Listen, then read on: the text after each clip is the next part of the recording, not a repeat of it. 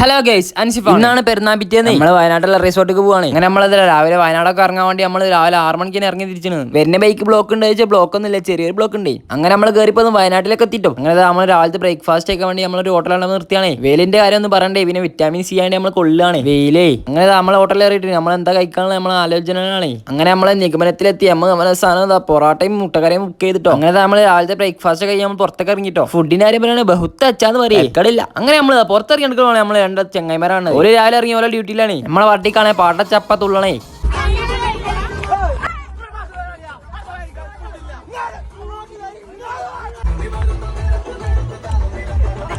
അപ്പൊ കളി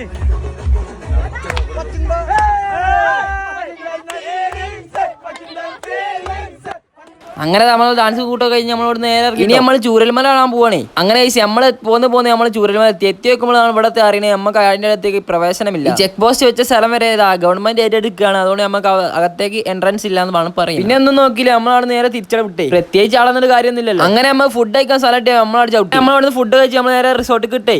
നമ്മൾ ഗൂഗിൾ മാപ്പിൽ മാപ്പൊക്കെ ഇട്ട് നമ്മളിങ്ങോട്ട് പോകുന്നേ. അങ്ങനെ ഫൈനലി നമ്മൾ റിസോർട്ടിൽ എത്തിയിരിക്കുകയാണ്. അപ്പോൾ റിസോർട്ട് വീഡിയോ പാർട്ട് 2 ആയിട്ട് നാളെ വരാം. അപ്പോൾ ഓക്കെ ബൈ.